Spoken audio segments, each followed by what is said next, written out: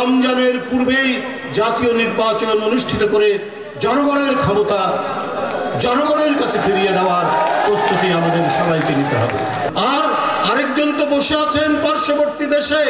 আজকে এই সংবাদপত্রের খবর যে এখানকার একজন ব্যবসায়ী যাকে সমস্ত ব্যাংকগুলো বেসরকারি ব্যাংকগুলো শেখ হাসিনা দিয়ে দিতেন, চট্টগ্রাম এস আলমের নাম শুনেছেন না? সেই এস আলম তাকে ২৫০০ কোটি টাকা দিয়েছেন এবং আরো ২০০০ কোটি টাকা তিনি দেওয়ার প্রতিশ্রুতি দিয়েছেন। আমার কথা নয়, আজকে খবরের কাগজ খুলে দেখুন। তাহলে এই যে এত টাকা, এই টাকা উনি কি করবেন? নিশ্চয়ই দেশের অভ্যন্তরে অন্তর্ঘাত, নাশকতা, দেশের মধ্যে নানা ধরনের অপকর্ম করার চেষ্টা করবেন। এই লোকগুলোকেই তিনি তৈরি করেছিলেন 15 বছরে 16 বছরে, যে জনগণের সব টাকা, এই টাকা একজনকে দিয়ে দিবে এবং তার যখন দরকার হবে, সে যখন বিপদে পড়ে যাবে, দেশে থাকতে পারবে না, তখন সে টাকা দিবে। এখন তো বাস্তব, এস আলম ২৫০০ কোটি টাকা দিয়েছেন, আরো ২০০০ কোটি টাকা দেবেন, এটা প্রতিশ্রুতি দিয়েছে। এবং মক্কা অথবা মদিনায় সেখানে বেশ কিছু আওয়ামী লীগের লোক গেছে, সেখানে তার সাথে আলাপ আলোচনা হচ্ছে, সেখানে একটা বিল্ডিং কেনা হবে নাকি, সেইখানে একটা অঘোষিত আওয়ামী লীগের অফিসের মতো থাকবে। তো এগুলো কিসের আলামত?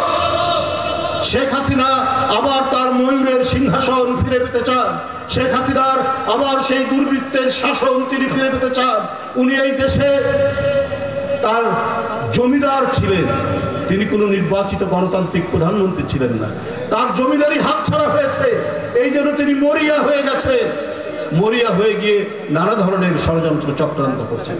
আর অন্তর্বর্তীকালীন সরকারকে একটি কথা আমি বলতে চাই, সে কথাটি হচ্ছে, আপনারা অর্থনৈতিক ক্ষেত্রে অনেকটা শৃঙ্খলা ফিরিয়ে নিয়ে এসছেন, মুদ্রাস্ফীতি কিছুটা কমেছে, চাল ডাল আনাজপাতি তরি তরকারির দাম খুব না কমলেও এখন কিছুটা স্থিতিশীল রয়েছে। এটা কিন্তু অর্জন নয়, আরো কিছু আছে। মানুষ বেকার হচ্ছে, সবচেয়ে বড় যে ঘটনাটা হচ্ছে 3 বছরে দরিদ্র এবং অতি দরিদ্রের সংখ্যা বেড়েছে। এটা অবশ্য শেখ হাসিনার শেষে যে লুণ্ঠন, অর্থনৈতিক লুটপাট, টাকা বিদেশে পাচার, তার ফলশ্রুতি।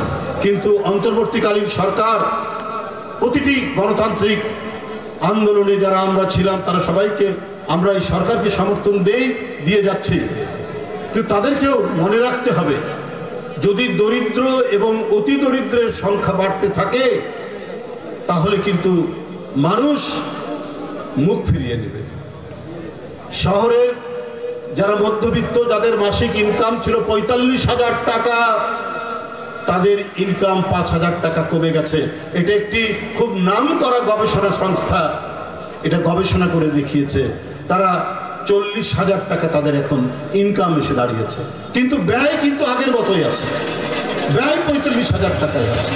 এই যে ব্যবধান বাড়ছে, অতি দরিদ্রের সংখ্যা বাড়ছে, এইটা হলে আমরা গণতন্ত্রের যে কাঙ্ক্ষিত লক্ষ্য, সেই লক্ষ্য পূরণ কিন্তু অনেক ক্ষেত্রে ব্যর্থ হবে। এই জন্যই অবাধ সুষ্ঠু নির্বাচনে জনপ্রতিনিধি নির্বাচিত করে জনগণের সরকার প্রতিষ্ঠা করা অত্যন্ত জরুরি। সেই ক্ষেত্রে যে অঙ্গীকার সরকার করেছেন, অন্তর্বর্তীকালীন সরকার করেছেন, সেই অঙ্গীকার অনুযায়ী যে রোডম্যাপ আগামীকাল দেওয়ার কথা, সেই রোডম্যাপ আমরা কালকে দেখব এবং রমজানের পূর্বেই জাতীয় নির্বাচন অনুষ্ঠিত করে জনগণের ক্ষমতা জনগণের কাছে ফিরিয়ে দেওয়ার প্রস্তুতি আমাদের সবাইকে নিতে হবে।